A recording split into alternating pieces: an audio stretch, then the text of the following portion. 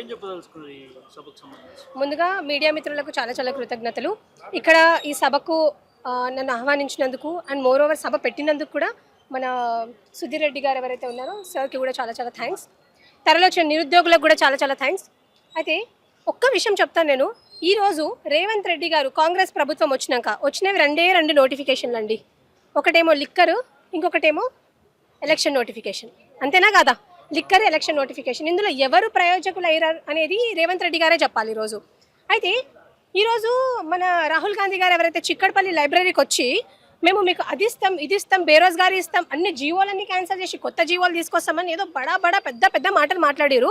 ఆయన ఖాళీ హాత్ ఏదైతే పట్టుకొని సంవిధానం పట్టుకొని తిరుగుతాడో, ఏదైతే ఖాళీ హాత్ సంవిధానం పట్టుకొని మొత్తం దేశమంతా కాన్స్టిట్యూషన్ బుక్ పట్టుకొని దేశమంతా తిరిగేసి వస్తాడు. అందులో నేను అడుగుతున్నా రాహుల్ గాంధీ గారిని, అందులో నిజంగా సోషల్ జస్టిస్ और रिजर्वेशन के नाम का कोई चीज है या नहीं? ఇది నేను రాహుల్ గాంధీ గారు అడుగుతున్నాను. ఈ రోజు రాహుల్ గాంధీ గారు బీహార్కి పోయి పెద్ద పెద్ద స్టంట్స్ మాట్లాడతాడు. రీసెంట్గా బీహార్లో టీచర్స్ ఆస్పిరెంట్స్ని స్లామ్ చేస్తున్నారని, this is a democratic India, so you should not slam the people, everyone have a right to speech, freedom of speech అని బడే మాటలు మాట్లాడిరు మన రాహుల్ గాంధీ గారు. మరి తెలంగాణ మే జహా ఆప్కా సర్కార్ హే, యహా పే జహా ఆప్కి సర్కార్ హే, ఏం చేస్తారు మీరు ఇక్కడ? మీ సర్కార్ ఉంటే తెలంగాణలో రూలింగ్లో ఎవరున్నారు? మీ గవర్నమెంట్ ఉంది. మీ గవర్నమెంట్ ఉన్నా కూడా ఇక్కడ ఆడపిల్లలను కూడా చూడకుండా ఎంత దరిద్రంగా ట్రీట్ చేస్తారంటే కుక్కల్ని ట్రీట్ చేసినట్టు ట్రీట్ చేస్తున్నారు ఇక్కడ. ఎందుకు? మేము ఏమైనా మావోయిస్టులమా లేకపోతే కమ్యూనిస్టులమా? ఎవరు మేము? We are the future of Telangana. ఈరోజు నేను ఎవరైతే మన రాహుల్ గాంధీ గారు ఉన్నారో, because Revanth Reddy has nothing to do with this అండి. ఎందుకంటే పైన బాస్ ఏం చెప్తాడో కింది నాకు చేస్తాడు అనమాట. సో నేను ఈరోజు రాహుల్ గాంధీ గారిని సూటిగా ఒకటే ప్రశ్న అడుగుతున్నాను. ఈరోజు మీరు ఏదైతే అకౌంటబిలిటీ, ఏదైతే ట్రాన్స్పరసీ అని చెప్పేసి మాకు ప్రామిసెస్ చేసినారో, మరి ఏమైపోయింది మీ అకౌంటబిలిటీ, ట్రాన్స్పరెన్సీ? ఎందుకు డిలేస్ అవుతున్నాయి? ఎందుకు మీరు ఇచ్చే అప్లికేషన్స్లోనే ఎందుకు డిలేస్ అవుతున్నాయి? ఈరోజు మీరు చూసుకున్నట్టయితే according to labour force survey అండి, పీరియాడిక్ లేబర్ ఫోర్స్ సర్వే, మొత్తం ఇండియాలో ఉండే అన్ఎంప్లాయ్మెంట్ రేట్ చూసుకుంటే 5.6% ఉంటే తెలంగాణలో ఉండే అన్ఎంప్లాయ్మెంట్ రేట్ ఎంత ఉందండి? 8.9% ఉంది. ఎంత సీరియస్ కన్సర్న్ ఇది? The Congress government is neglecting the students who are the stakeholders of future Telangana. ఈరోజు అన్ఎంప్లాయిడ్ ఆస్పిరెంట్స్, ఈరోజు ఎవరైతే స్టూడెంట్స్ ఉన్నారో వీళ్ళు లేకపోతే తెలంగాణ ఎప్పటికీ సాధించకపోయే వాళ్ళము. ఎంతకైనా వాళ్ళ సాక్రిఫైజెస్, ఏవైతే వాళ్ళకి సాక్రిఫైజెస్, వాళ్ళ కమిట్మెంట్ ఉందో దానికి ఎంతకైనా ఈరోజు న్యాయం జరగాలని కోరుకుంటున్నాను. ఈరోజు మా రేవంత్ రెడ్డి గారు అంటారు నేను 60,000 ఉద్యోగాలు ఇచ్చిన అంటారు. సరే సార్, మీరు 60,000 ఉద్యోగాలే ఇచ్చినారు, మరి మిగతా 140,000 ఉద్యోగాలు ఎవరికి ఇచ్చారు? ఈరోజు నన్ను అడ్డంగా కోయండి, నిలువునా కోయండి, నాతో అసలు రెవెన్యూ లేదని చెప్తున్నారు. నేను ఒకటే అడుగుతాను, ఈరోజు ఒక హెల్త్ స్కీమ్ అని ఒకటి తీసుకొని వచ్చారండి. ఎవరికి? ఎంప్లాయీస్కి తీసుకొని వచ్చారు. హెల్త్ స్కీమ్ అని తీసుకొచ్చారు రేవంత్ రెడ్డి గారు. నేను ఒకటే ప్రశ్న అడుగుతున్నాను, మీరు ఎటువంటి గైడ్ లైన్స్ లేకుండా 1.5% ఎట్లాగా వాళ్ళ అకౌంట్ నుంచి డిడక్ట్ చేస్తారు? ఎటువంటి గైడ్ లైన్స్ లేకుండా. ఆల్రెడీ పోలీస్ కానిస్టేబుల్స్కి ఎవరైతే ఎంప్లాయీస్ ఉన్నారో వాళ్ళకు ఆరోగ్య భద్రత అనేది ఒకటి ఉంది. మరి ఆరోగ్య భద్రతలో డిడక్ట్ చేస్తారు, ఇందులో కూడా డిడక్ట్ చేస్తారు. ఈ పైసలన్నీ ఎక్కడ పోతున్నాయి? మీరు చూసుకున్నట్టయితే ఏమన్నా రైతులు, ఇక్కడ ఉన్న వాళ్ళందరూ సగం మంది రైతు బిడ్డలే అన్న. మీరు చూసినట్టయితే అసలు రెక్కాడితే కానీ డొక్కాడదని అంటారు కదా. ఇక్కడ ఉన్న రైతు బిడ్డలు ఎంత నష్టపోతున్నారు, ఎంత సఫర్ అవుతున్నారంటే, ఈరోజు రేవంత్ రెడ్డి గారు అంటారు నేను సన్నబియ్యం ఇస్తున్నా అంట. నువ్వు వాళ్ళకి నా తల్లిదండ్రులకు నువ్వు సన్నబియ్యం ఇచ్చి ఇక్కడ మమ్మల్ని పస్తులు ఉంచితే ఏం లాభం? మేము ఇక్కడ 5 రూపాయల భోజనం తినాల్సిన అవసరం మాకేముంది? We are far more qualified than your ministers and your MPs.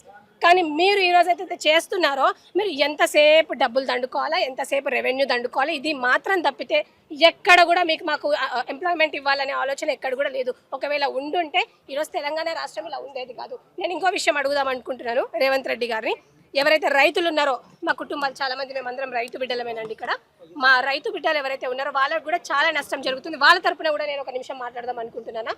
ఏదైతే తరుగు తీస్తున్నారో, ఎవరైతే రైతులు తరుగు తీస్తున్నారో దాని గురించి కూడా రేవంత్ రెడ్డి గారు మాట్లాడాల్సిన అవసరం ఎంతకైనా ఉంది. ఎందుకంటే టుడే తెలంగాణ తెచ్చుకునేది ఏదో ఎకనామిక్ గ్రోత్ స్టాటిస్టిక్స్ కోసం కాదండి. Telangana is not formed for the economic growth statistics. Telangana అనేది ఫామ్ అవ్వడానికి ద మెయిన్ రీజన్ ఏంటంటే డిగ్నిటీ.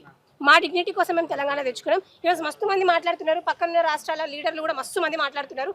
నేను వాళ్ళకు కూడా ఒకటే చెప్తున్నాను, sir before talking about Telangana please చరిత్ర తెలుసుకొని మాట్లాడండి, లేకపోతే తెలంగాణలో ఎవ్వరు కూడా ఊరుకుంటారు. అండ్ రేవంత్ రెడ్డి గారు అండ్ మోర్ ఓవర్ మన శ్రీధర్ బాబు గారిని కూడా నేను ఒకటే రిక్వెస్ట్ చేసుకుంటున్నాను. ఏవైతే 75% లోకల్స్కి రిజర్వ్ చేస్తానని చెప్పారు, అయితే నేను ఒక చిన్న విషయం అడుగుతాను. ఈరోజు హైదరాబాద్లో హైటెక్ సిటీ గచ్చిబౌలి అనేది థౌజండ్స్ ఆఫ్ ఎంప్లాయ్మెంట్ ఉంది, థౌజండ్స్ ఆఫ్ ఎంప్లాయ్మెంట్ ఆపర్చునిటీస్ ఉన్నాయి ఇక్కడ అని చెప్పేసి మాట్లాడుతున్నారు. Thousands of employment opportunities Hitech City గచ్చిబౌలిలో ఉన్నప్పటికి కూడా ఇంత రెవెన్యూ మన ఇంత ఇన్వెస్ట్మెంట్స్ వస్తున్నప్పుడు కూడా lakhs and crores of investments వస్తున్నా కూడా why are not reserving them for the unemployed aspirants? Why ఇంకా అన్ఎంప్లాయ్మెంట్ ఎందుకు ఉంది తెలంగాణలో? ఈరోజు మనం సిన్స్ 2014 నుంచి 15 వరకు చూసుకుంటే ఇయర్ టు ఇయర్ 13% జిఎస్డిపి ఉందండి. సో ఇంత ఉన్న మన రాష్ట్రంలో ఎందుకు ఇంకా నిరుద్యోగం అనేది ఇంకా ఇట్లాగే పర్టైన్ అవుతుందని నేను అడుగుతున్నాను. I'm requesting the Congress government, చాలాసార్లు రిక్వెస్ట్ చేశాను. This is the last and final warning I'm giving to the Congress government. ఎవరైతే మంత్రులు ఉన్నారో మీ జాబ్ మీరు చేసుకోండి. ఎడ్యుకేషన్ మినిస్టర్ ఎవరైతే ఉన్నారో ఆయనను ముందుకు పంపిస్తే మేము ఏం జాబ్లు ఇచ్చినావు, ఎంతమందికి ఇచ్చినావు అనేది మీరు వచ్చి లెక్క పెట్టుకోండి, తలలు ఎంతమందికి ఇచ్చారని చెప్పేసి. మీరు ఇష్టం వచ్చినట్టు మాటలు మాట్లాడితే మాత్రం బాగోదని నేను రేవంత్ రెడ్డి గారికి సూచిస్తున్నాను. And one last thing what I want to request the government is, ఏవైతే 2 లక్షల జాబులు మీరు manifesto, you treat manifesto as your bhagwan, right? So మీ మేనిఫెస్టో ఏదైతే మీ భగవాన్ మేనిఫెస్టోలో ఉందో, I'm requesting the government to uphold on this promises.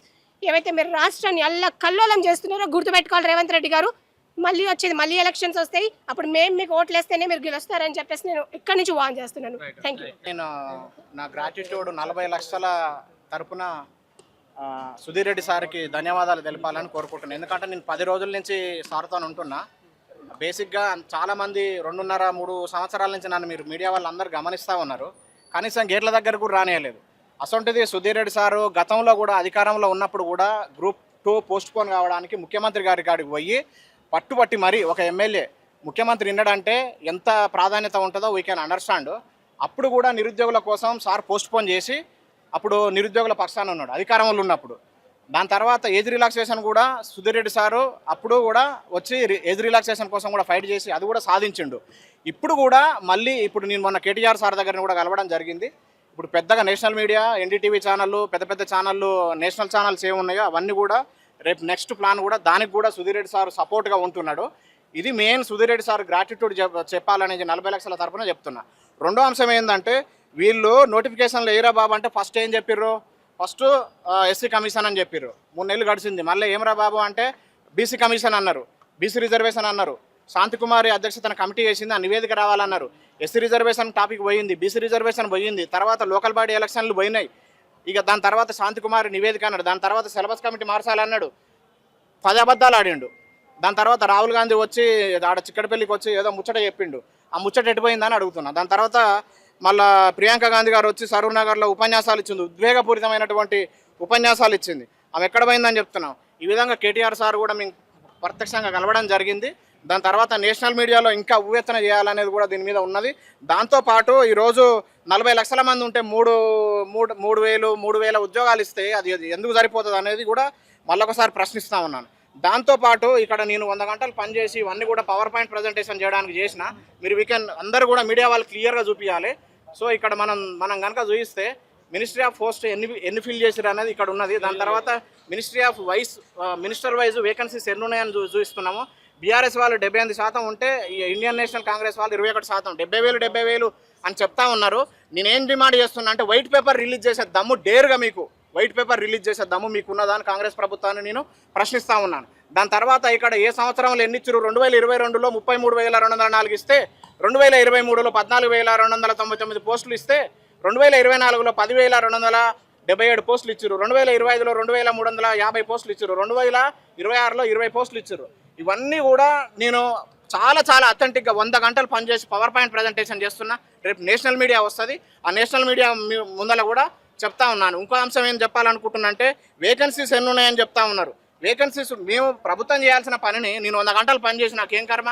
Ministry of ఎడ్యుకేషన్లో 55,444 పోస్టులు ఉన్నాయి. మినిస్ట్రీ ఆఫ్ హోమ్లో 2,181 పోస్టులు ఉన్నాయి. మినిస్ట్రీ ఆఫ్ ఇరిగేషన్లో 945 పోస్టులు ఉన్నాయి.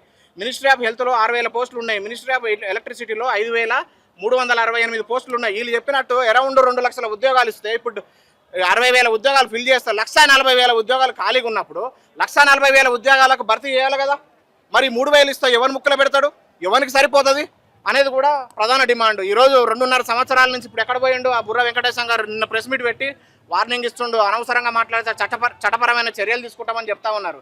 మీ చట్టపరమైన చర్యలు మొన్న 23 మంది దొంగ నకిలీ సర్టిఫికెట్లు రీసెంట్గా వచ్చినటువంటి నోటిఫికేషన్ డిఎస్సీలో హైదరాబాద్లో 23 మంది నకిలీ సర్టిఫికెట్లతో ఉద్యోగాలు కొట్టారు, వాళ్ళ మీద చర్యలు తీసుకో. వీళ్ళు దొంగ మాటలు దొంగ హామీలు ఇచ్చారు, వాళ్ళ మీద చర్యలు తీసుకో. రీసెంట్గా జరిగినటువంటి చాలా మంది లీకులు చేశారు కదా, వాళ్ళంతా బయట తిరుగుతారు, వాళ్ళు నాన్ బెయిల్ కింద పెట్టాలి. మరి వాళ్ళ మీద చర్యలు తీసుకో. టీజీపీఎస్సీ బోర్డు చాలా ట్రాన్స్పరెంట్గా ఉండాలి కదా, వాళ్ళ మీద చర్యలు తీసుకోవాలి. కేసులు వాళ్ళ మీద అనవసరంగా ఎవరెవరో వచ్చి అనవసరమైనటువంటి విద్యార్థుల మీద కేసులు పెట్టారు కదా, వాళ్ళ మీద చర్యలు తీసుకోవాలని బుర్ర వెంకటేశం గారిని ప్రశ్నిస్తున్నాను. ఊరికే వచ్చి వార్నింగ్ ఇస్తా అంటే 2.5 సంవత్సరాల నుంచి ఎక్కడ పోయినావు నువ్వు? ఈ రోజు వచ్చి ఏదో వచ్చి ప్రెస్ మీట్ పెట్టి మాట్లాడితే ఎవరు భయపడేటోళ్ళు లేరు. వీళ్ళందరూ కూడా చట్టబద్ధంగా రాజ్యాంగబద్ధ సంస్థలను కూడా అందరూ కూడా కట్టుబడి ఉన్నారు. మీరే కొంచెం బ్యాక్ అయిపోతా ఉన్నారు. అవన్నీ కూడా గమనించాలని చెప్తా ఉన్నాం.